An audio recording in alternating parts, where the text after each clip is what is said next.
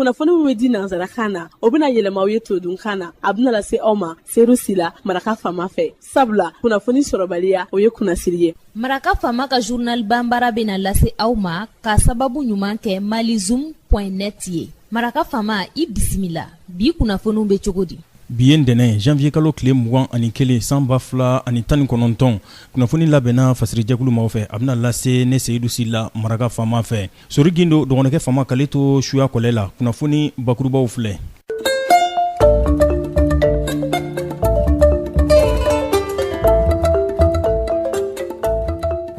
Wolomasiri taaba fugulan bulamatigiw n'olu bɛ diɲɛ tɔnba ka kulu kɔnɔna na anw fɛ yan MINUSMA n'olu nana basigi sira ɲinini na jamana kɔnɔ u ka wolomasiri cadiyɛn maa 10 baɲango olu bɔnɛna u ni na caman joginna o kɛra Agel Ok ale fanfɛla na kunungo mugujugu ci dɔ senfɛ ka ɲɛsiw ma.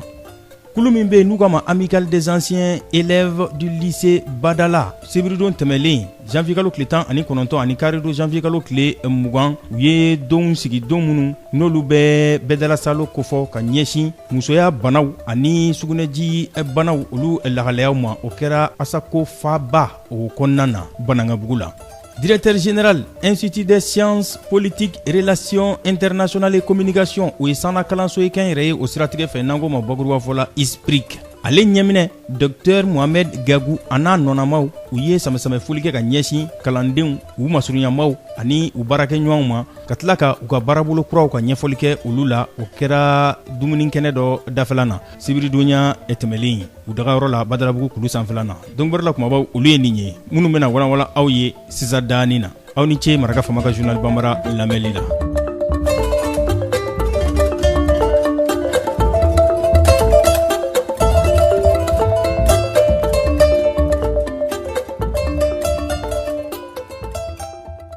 An bɔra k'a fɔ sisan daani na wolomasiri taaba fugulan bulamatigiw n'olu bɛ diɲɛ tɔnba ka wolomasiri taabakuluw cɛla minnu bɛ anw fɛ yan MINUSMA o cadiyɛn maa 10 olu bɔnɛna u ni na minnu n'olu kun dagan bɛ Agel Ok o fanfɛla na a kɛra kunungo maa 25 k'olu joginna nin kunnafoni fɔra secrétaire général ale yɛrɛ de fɛ Nations Unies o tɔgɔ la n'o ye Antonio Guterres ye a ka laseli sɛbɛn dɔ kɔnɔna na yanni o cɛ kunnafoni disiraw kun y'a jira k'a fɔ ko maa 8 k'olu de bɔnɛna u ni na Al-Qaïda au Maghreb islamique n'olu ye mugujugu ci jatigɛwale kɛbaw ye olu ye u danna tigɛ k'a fɔ k'olu de nɔ ye mugujugu ci in ye ko wa k'u y'a kɛ ko dɔwɛrɛ tɛ ko tasarali de don ko k'a sababu kɛ ko premier ministre Israël tɔgɔla Benjamin Netanyahu ko o taara taama min kɛ Tchad ko o de ma diya u ye k'o de jurusara ye nin ye u ye nin kunnafoni in di agence de presse mauritanien n'o ye laselikɛ sira dɔ ye n'u k'a ma ko Allahu Akbar n'olu dɔn bɛ ni maa ninnu ka laseli ye u ye u ka dannatigɛ sɛbɛn di olu ma olu de ye kunnafoni in ka a lase Agel Ok yɛrɛ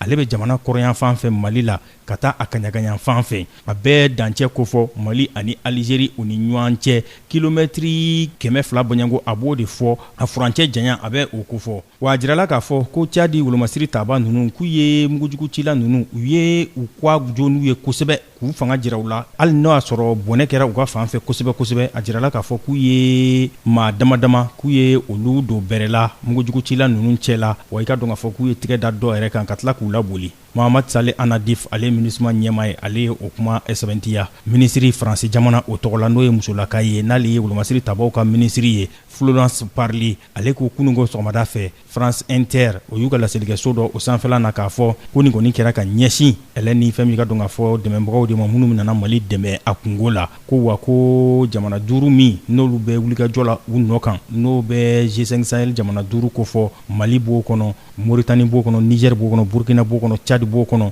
n'o bɛ taa maa 5000 la k'olu kɔni bɛna u seko n'u damayira bɛɛ lajɛlen kɛ ninnu kɛlɛli la n'olu dagayɔrɔ tun bɛ Sevare ni u ye mugujugu ci ta ka ɲɛsin yen ma jamana camancɛ bolo fɛ n'olu bɛ faba kɔnɔ an bɛ donni min na i ko bi k'u na wulikajɔ sugu bɛɛ lajɛlen kɛ yaasa u bɛ se ka dan sigi mugujugu cila ninnu ka hakilina jugu ninnu na cogo min na.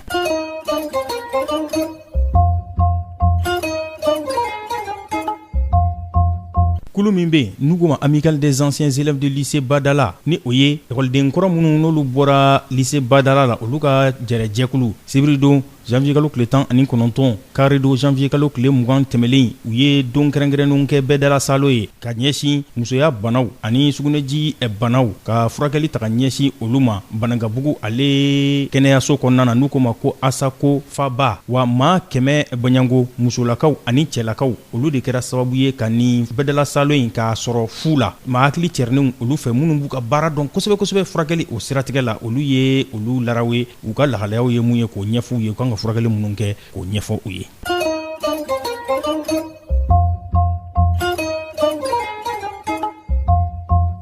Directeur général Institut des sciences politiques et relations internationales et communication bakuruba fɔla ISPRIC n'ale ye dɔɔni so ye a jirala k'a fɔ u ka ɲɛma Dr Mohamed Gakou a n'a nɔnamaw u ye samɛsɛmɛ foli ta ka ɲɛsin u ka kalanden jolen ninnu ma u kɛrɛfɛmaw an'u baarakɛɲɔgɔnw k'a fɔ k'u na samɛsɛmɛ foli ta ka ɲɛsin u ma dumuni kɛnɛ dɔ da la ka tila ka fɛn min ka dɔn k'a fɔ u ka baara kuraw ka ɲɛfɔli kɛ olu la nin kɛra sibiridonya tɛmɛlen a kɛra Badalabugu kulu sanfɛ u dagayɔrɔ la n'i ye Institut des sciences politiques et relations internationales et communication fɔ bakuruba fɔla ISPRIC n'u ka ma univers des experts n'o ye maa hakili cɛrinenw ka kɛnɛ ye ko dɔwɛrɛ tɛ ko sanna kalanso de don kɛnyɛrɛ ye o siratigɛ fɛ mun bɛ kalan kɛ sirabolo caman fɛ a kuncɛ waati a bɛ se ka fɔ licence master doctorat u y'u ka jɔnjɔnw ye a ɲɛma Dr Mohamed Gakou a ko samɛsamɛ kɔfɛ k'an ka baarabolo ka ɲɛfɔli kɛ o la laɲini ye o ye i n'a fɔ master D n'ale daminɛra ntɛnɛn don ɲa sɔgɔmada in na an ye jamajɛrɛ min kɛ a kun ye de ka an ka kalanso n'o ye ISPRIC ye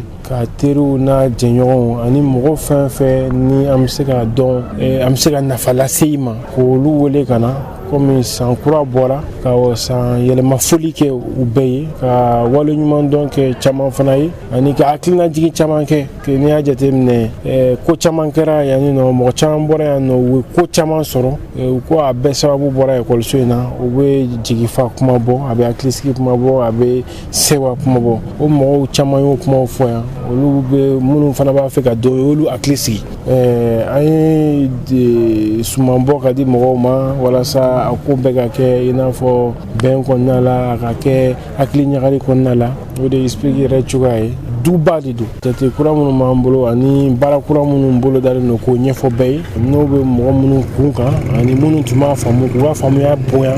ekɔliso yɛrɛ kadara kɔnɔna na an bɛ foli lase mɔgɔ fɛn fɛn ye i sogo dɔɔni ka se yan bi an b'i fo minnu yɛrɛ ma se ka se yan n'a kun ka d'u ye ka se an b'o fana fo minnu yɛrɛ hali u t'a kalama yɛrɛ n'u bɛ ISPRIC dɔw t'a dɔn an b'an ka foli lase bɛɛ ma ka san kura hɛrɛ k'o nata ni bɛɛ ye. nin ko in kun cɛra ni mun ye o de ye ka maa bila maaw ɲɛ ISPRIC tɔgɔ la u ka taa u ka cakɛyɔrɔw kɔnɔna k'o yira maaw la u bɛ baaraw kɛ cogo minnu na maa hakili cɛrinen minnu b'u bolo n'olu ye dɔnnibaabaw ye n'o ye professeur ani spécialistes ye olu bɛ kalanbolo kɛ kalandenw kun cogo minnu na so minnu kɔnɔ so ninnu labɛnnen don cogo minnu na ka ɲɛdama kɛ olu la o de b'a yira k'a fɔ k'u ka kalansow kɔnɔna a kɔni dilan bɛ dilan cogo la mun bɛ kalan nɔgɔya kalandenw olu ka faamuyali hukumu kɔnɔna na.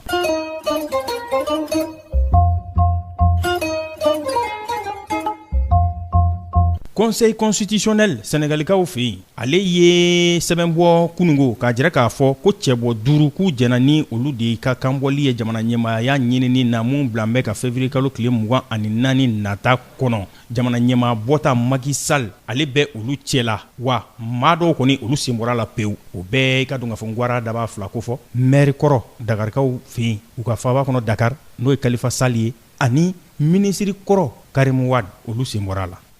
Lakandakulu tigilamaw Sudan tɔgɔ la u ye mugukuru u y'o fili kunungo maaw kan minnu n'olu taamara k'a fɔ ko u ka jamana ɲɛma Beshir k'o yɛrɛ nɛgɛ kisɛ kelen t'u la bilen wa n'o y'a fɔ k'ale nɔ tɛ taamakɛlaw dɔw bɔnni la u ni na n'o kɛra kalo kelen bɔɲango kɔnɔna na maaw ka wulikajɔ k'u ka dusumakasaya k'o dangɛnɛmaya kabini décembre kalo tile 19 Sudankaw fɛ yen maa 26 olu de bɔnɛna u ni na o ye jamana ka kunnafoni di sira ye ONG kɛnyɛrɛ ye cakɛyɔrɔ diɲɛ bondakun ka Human Rights Watch ani Amnesty International olu y'a jira k'a fɔ k'a bɛ taa fɔ maa 40 na minnu bɔnɛna u ni na ko wa ko den tani fitininw b'a la ani furakɛli kɛbaw n'o ye dɔgɔtɔrɔlakaw ye k'olu caman de bɔnɛna u ni na nin ko in senfɛ. Taama in ale labɛnna association des professionnels soudanais a kɛra olu de fɛ wa o de taama ko fɛnw sɔngɔ yɛlɛni o de nana laban k'a fɔ ko Umar El Beshir ko ale yɛrɛ k'ale ka fanga yɛrɛ nege t'u la bilen k'a sababu kɛ nin ye san 10 sigiyɔrɔma 3 ye ale bɛ fanga la Sudan jamana o kɔnɔna na